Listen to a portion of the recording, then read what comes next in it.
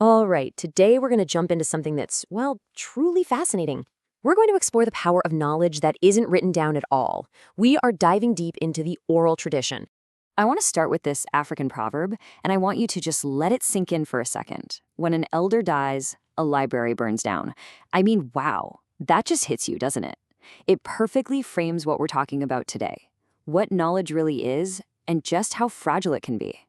And believe me, this isn't just some abstract philosophical idea. Think about this. During World War II, the most secure, the most effective American military code, one that was never, ever broken, wasn't on a piece of paper. It wasn't in a book.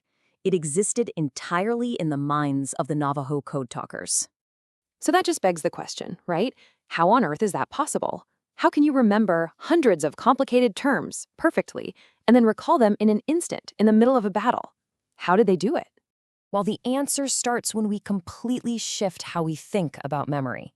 See, it's not about storage, not like a hard drive. It's about strength. We have to start thinking of memory as a muscle. You know, in cultures that are built on oral traditions, memory isn't this passive thing that we think of, like just trying to recall a fact for a test. No, it's an active skill.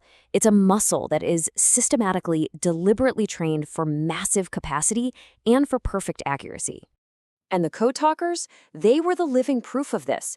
They had hundreds of coded terms locked into their memory, ready for instant recall under the most intense pressure you can possibly imagine. This wasn't just remembering, this was peak mental performance. And when you put the two side by side, the difference is just stark. In the oral tradition, memory is internal, it's active, it's a skill you train. In our modern written tradition, it's often external and passive. We just look up a file. One is secure inside your head, the other is totally vulnerable, sitting on a piece of paper or a hard drive. And this brings us to the most crucial point, the ultimate security advantage. You just can't steal a thought. The Navajo code existed only in the minds of those men. There were no code books for an enemy to capture, no transmissions to intercept and decode later. Its security was absolute because it was human. So this idea that all of this critical knowledge is held inside a person leads us perfectly to our next big idea, the concept of the human library. And this brings us right back to that proverb we started with. Oral history is unbelievably precious. It holds the wisdom, the stories, the identity of generations. But it is also incredibly fragile. Because when that person is gone, that knowledge can vanish forever. It's a library held inside of people, not sitting on shelves. Okay, so we've got memory as a trained muscle and people as walking, talking libraries. But there's one more amazing layer to this whole thing, and that's the nature of the story itself. In an oral tradition, it's a story that actually breathes.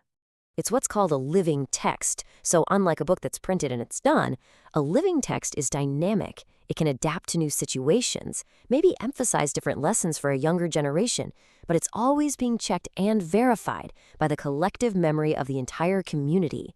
It's relational, it's alive. I mean, the difference is just profound, right? An oral story is alive and adaptive. It's communal, and it's verified by everyone's shared memory. A book? Well, a book is fixed. It's unchanging. You usually read it alone. And it's verified by a footnote that just points to another book. One is a conversation, and the other is a declaration. So this is all really fascinating stuff. But let's bring it back home. Why does any of this matter to us today, in a world where we can pretty much record and store everything forever? Because the unique strengths of the oral tradition offer some really powerful lessons for us right now. First, security. Maybe the best protection is the stuff we keep inside. Second, discipline. Our minds are capable of so much more than we give them credit for when we train them like a muscle. And finally, life. Knowledge isn't just data. It's a living story that connects us all. So I want to leave you with this final thought to chew on. In a world that is obsessed with recording everything, what if we've forgotten how to remember?